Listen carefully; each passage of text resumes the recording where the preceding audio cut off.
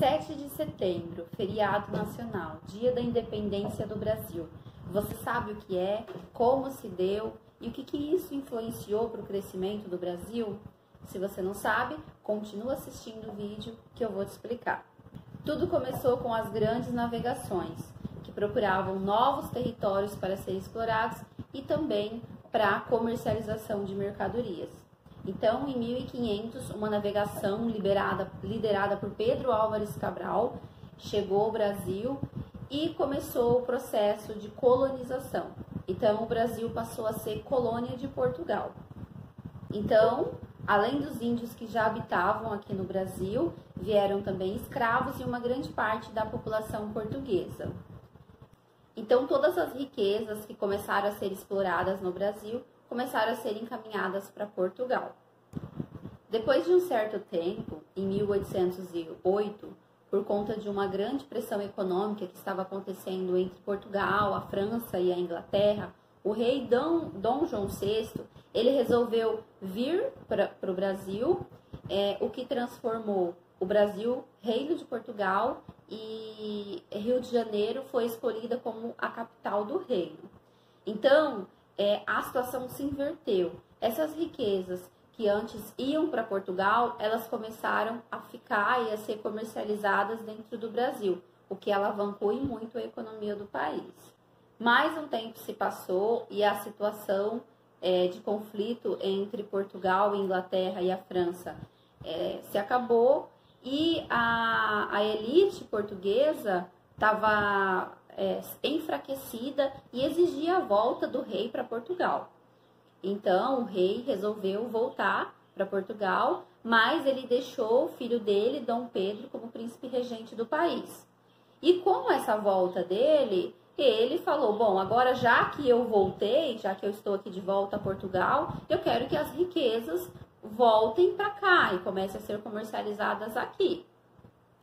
Só que com isso, a elite dos comerciantes aqui do Brasil começou a fazer uma pressão em Dom Pedro, né, dizendo como que agora tudo que a gente está comercializando, que estava sendo comercializado aqui dentro do Brasil, como é que agora a gente vai começar a mandar tudo para Portugal novamente?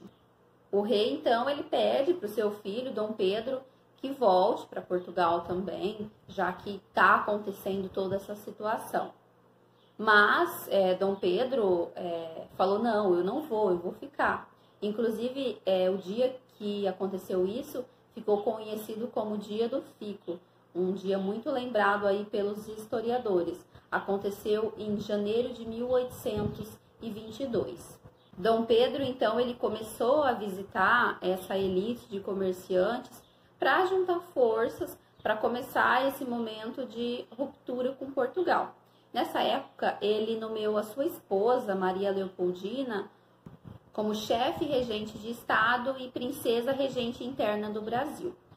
Em uma dessas suas viagens, a sua esposa, Maria Leopoldina, ela recebeu uma carta da coroa portuguesa exigindo, pressionando ainda mais a volta de Dom Pedro para Portugal. Foi então que ela se reuniu com o conselho e assinou um documento rompendo os laços com Portugal e mandou avisar Dom Pedro. Então, toda essa história, né, de Dom Pedro, às margens do rio Ipiranga, montado em seu cavalo branco, levantou a espada e deu o brado de independência ou morte, na verdade não foi bem assim. É claro que tudo isso aconteceu por conta dos seus esforços e dos esforços de toda essa elite de comerciantes da época. Mas assim, esse momento romantizado, ele foi criado mais para dar força a esse acontecimento. Importante lembrar, é claro que para que ocorresse essa independência, muitos conflitos aconteceu entre as províncias do Brasil. E também outro fato importante é que para que Portugal aceitasse a independência, o Brasil teve que pagar 2 milhões de libras. Então, esse processo de independência, ele não começou no mês de setembro e nem no ano de 1822. Foi uma sucessão de acontecimentos motivados por interesses econômicos das elites locais que acabou culminando na independência do Brasil. Até a independência, o Brasil seguia a lei de Portugal, sendo que 2 anos após a independência, o Brasil criou a sua própria Constituição, que foi a Constituição Política do Império do Brasil. Ela foi uma Constituição outorgada, ou seja, imposta, já que naquela época o Brasil era uma monarquia. Então, ela foi imposta por Dom Pedro I em março de 1824, ou seja, 2 anos após a independência.